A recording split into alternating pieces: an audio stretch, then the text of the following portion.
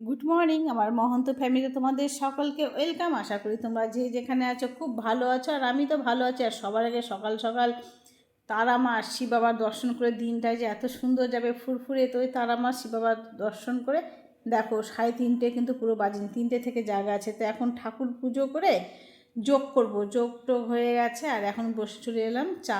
অন্ধকার কিন্তু এখনও বাইরেটায় দেখো, ঠিক তোমার টাইম তো অনেকটা হয়েছে, এখনও আলো ফোটেনি। তো চা খাবো, যত সকালে উঠে না আমার খিদে পেয়ে যায়।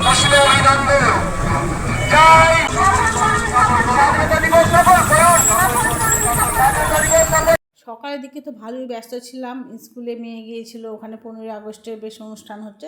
আর রীতিমতন আমরা বেরিয়ে গেলাম, আমি আর মেয়ে। এটা আমাদের নতুন উদ্ঘাটন হয়েছে দি ঢাকা জুয়েলারি। তো এখানে লাইনটা দেখো, শুধু একবার ঢোকার চান্স পাবো কি পাবো না জানি না, কি হুড়মুড় করে যে ঢুকেছি, জানতাম না যে সোনা কিন্তু এইভাবে লাইন দিতে হবে। আমি লাইভে প্রথম দেখলাম এত, আর অনেক মানে কি বলবো গিফট আছে, তার জন্যই নাকি এত কিছু ছাড়। তো চলে এলাম। প্রথমত সোনা, এটা চেন। সোনা জিনিস কাকে না ভালো লাগে না, সে ছোটোই সাইজের হোক বড়ই হোক যাই হোক, যা দেখছি সবই তো ভালো লাগে। যেটা আংটি দেখছি ছেলের, মানে জামাইয়ের জন্য, এই আংটিটা ভালো লাগলো। কিন্তু দুঃখের বিষয় কি এখান থেকে দিতে পারলাম না, সেটা আমি মুদ্রা থেকে নিলাম, এখানে হচ্ছিল না মনের মতন। তো প্রতিটা জিনিসের সুন্দর দেখো, এটা হলো তোমার কনকন কনকন দিয়ে এই গ্লাস চোরটা, আর এটা হলো আমার মতন কনকন ছাড়া গ্লাস চোর। তো প্রতিটা জিনিসে সত্যি খুবই সুন্দর লাগছে, চোখটা ধাঁধিয়ে যাচ্ছে। তো মোটামুটি আমাদের কেনাকাটি হয়ে গেছে।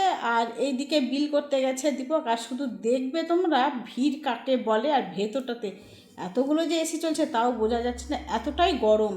দেখো গিজগিজ আবার বাইরেও রয়েছে অনেকে। তো এই রীতিমতন আমরা এত কেনাকাটি করে হাঁপিয়ে গেছি। তো এখান থেকেই দিচ্ছে তোমার ফুচকা 8টা করে। তো ফুচকাটা সত্যি বলতে খুব টেস্টি ছিল। আর দেখো এখনও পর্যন্ত লাইন যায় না, রাত্রি 10টা পর্যন্ত।